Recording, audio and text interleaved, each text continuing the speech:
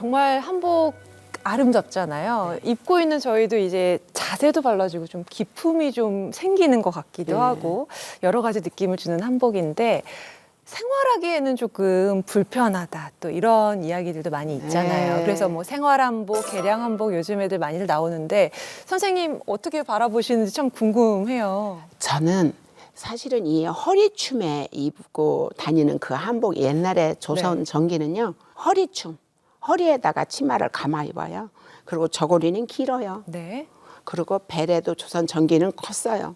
광대했어요. 그랬는데 그 옷이 차츰 이렇게 변해가잖아요.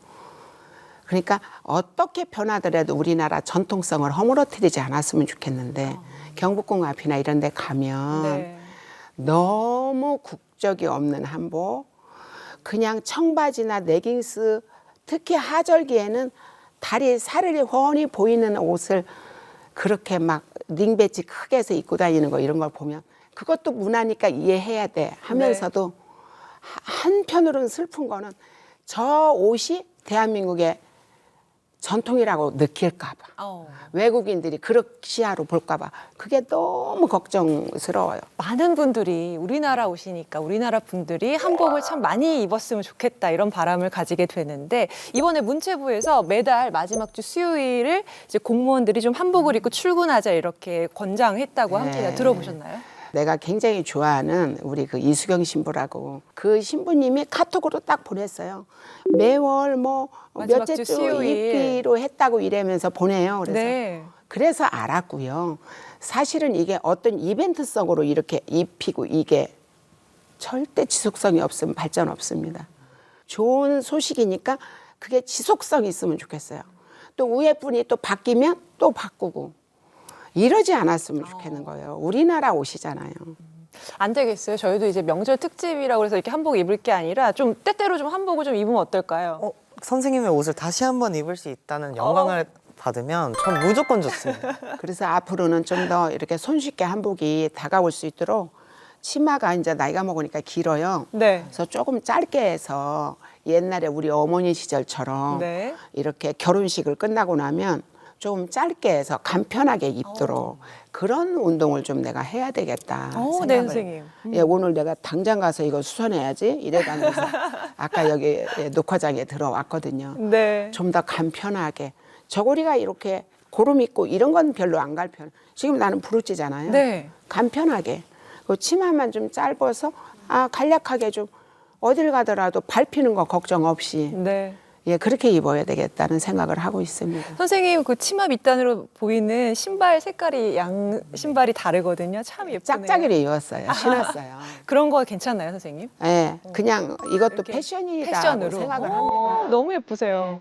그리고 이런 것도 지금 네. 이게 전통은 아니고 우리가 특허받은 거거든요. 네, 저도 이렇게. 이게 왜 그러냐면 식사할 때는 좀 접었으면 아, 예 이렇게 해서 여기 트는 거 이런 게 우리 제자들 네. 진짜 30년씩 된 제자들이 이렇게 잘해요. 그리고 이렇게 좀 예쁘게 색이 드러나도록 네. 네, 이러려고 하죠. 그래서 이런 것들이 이제 제가 하면서 머리 쓰면서 뭐가 불편한지 옛날에는 베레가 좀 동그래서 우리 약간 클래식 옛날식이 예쁘기도 하지만 생활에서 불편해서 역시 이거는 좀 좁은 게 편하다 생각을 합니다. 반세기 가까운 시간 정말 한복 외길, 한복에 푹 빠져 살아오셨습니다. 한복 장인 박술려 말고 우리 엄마 그리고 아내로서의 선생님은 어떤 모습이세요? 솔직히 빵점일 거라고 생각을 해요. 예, 거의 빵점이요? 빵점. 작년에 이제 그 사람의 그런 모함을 듣고 나서 네. 반성해봤어요. 근데 내가 무엇을 위해서 우리 남편, 아들, 딸, 나 그렇게 4명이 소소한 일상을 다 포기하면서 한복에만 올인해 왔는데 그렇다고 내가 뭐 진짜 막 어디다 특별한 사치하는 사람도 아니고 뭐 해외여행을 한번 제대로 일 빼고는 가본 적도 없고 한 내가 이런 모함을 들어가면서 살만한 삶이 아니었는데 그런 생각이 들거든요. 근데 우리 아들, 딸이 그거를 막 안아주지 못하고 키운 거 이런 게 너무 서글픈 거예요. 작년에는 우울증처럼 그렇게 내가 울었어요.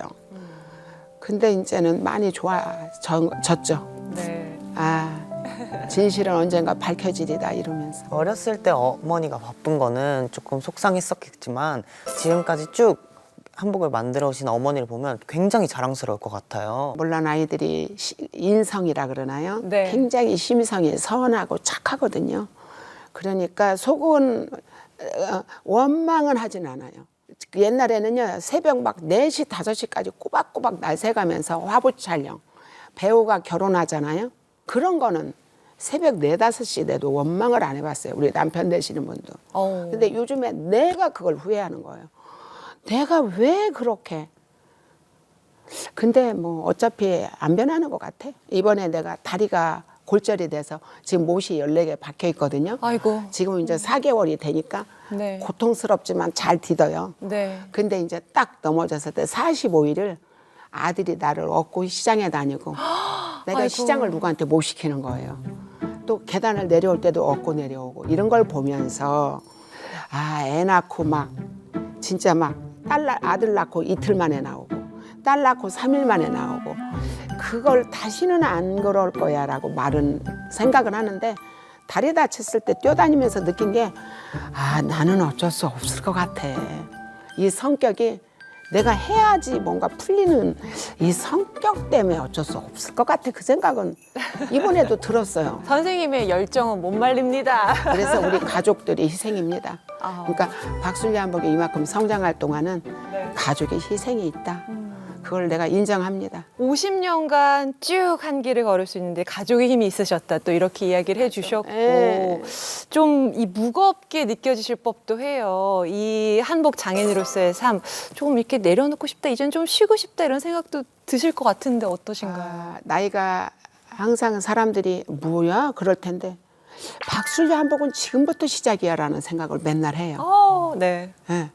그래서 사실은 이번에 이제 3월 초부터 인사동에 박술리 한복 세상 분들하고 이 아름다운 비단을 좀 나만 보긴 너무 아까워요. 네. 많은 분들하고 공유하고 싶어서 예, 지금 박술리 한복을 거의 옮기다시피 인사동으로 갑니다. 애지중지 이렇게 보관하고 모으셨던 네. 그 한복을 좀 대중들과 함께 좀 예, 한번 나눠주시겠다는 좀 바라보고 대한민국의 이 비단이 얼마나 훌륭한지. 네. 몇 년 전에 영국을 갔거든요. 네. 그러니까 어느 백화점 앞에서 지나가는데 차이니스 중국 옷이냐고 묻는 거예요. 그래서 그때 다짐을 했어요. 한 10년 전에. 굉장히 큰 쇼를 하고 왔는데 내가 1년에 한 번씩 꼭 사비 들여갖고 영국에 와서 이 옷이 대한민국 옷이라고 내가 알게 해줘야지. 그게 안 되더라고요. 현실이 그렇게 허락하지 않아요. 그래서 이제는 인사동에서 외국에서 오는 수많은 사람들에게 이게 우리나라 옷이다 해서 비단도 좀 팔고 세상 사람들이 아 이거 좋아서 간혹 사러 오거든요. 아랍 같은 데서도 공유를 좀 하고 싶다라는 네. 생각을 하고 있는데 어떠세요?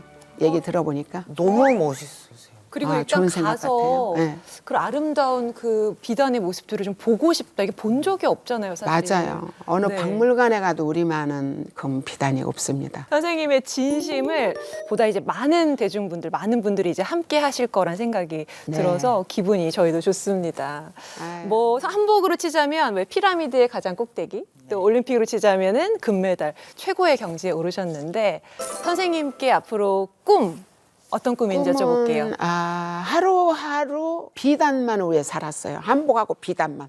그냥 모으다가. 근데 이거는 이제는 앞으로 가족을 위한 삶을 한번 살아보고 싶다는 생각을 합니다. 누구에게는 굉장히 소박한 꿈인데 선생님께서 그 꿈을 지금 이제 이루신다고 하니 이제 철들었어요. 그 누구보다 절실하게 정말 응원드리고 싶습니다. 그러니까 인생은 60부터야 이랬잖아요. 네. 왜 그런 얘기 했는지 알겠는 거예요. 이제 69이 새인데 이제 내가 이제 보이는 거야. 나의 어리석음. 예, 내가 왜 이렇게 한복에 일생을 진짜 지금 염색해서 그렇지 하얀 머리거든요. 예, 검은 머리가 백발이 되도록 열심히 해온 결과를 이제는 가족들에게 좀 돌려주고 싶어요. 설을 앞두고 있습니다. 우리 가족 생각들 많이들 이제 시청자분들 나실 텐데 우리 시청자 여러분들께 설 인사 한 말씀 네, 부탁드릴게요. 저는 꼭 드리고 싶어요. 모두 건강하시기를 정말 두 손 모아 기원하겠고요. 그리고 이제 우리나라 한복, 정말 이 자랑스러운 어느 나라에 이 한복을 입고 가도 내놔도 결코 과학적으로나 웰빙으로나 뒤지지 않는 이 옷을 많이들 사랑해 주셨으면 좋겠다는 생각을 합니다. 여러분 간에 행복도 함께 하길 바라겠습니다. 오늘 정말 박순려 선생님 모시고 또 우리의 자랑스러운 옷 한복에 대한 이야기 또 선생님의 인생 이야기를 나눴습니다. 이번 설에 보다 많은 분들이 또 우리나라 옷 한복을 입고 또 설 연휴를 지내셨으면 하는 바람도 가져보겠습니다. 인사이트 스토리는 여기까지입니다. 저희는 다음 주 이 시간에 다시 찾아뵙겠습니다. 여러분 새해 복 많이 받으세요.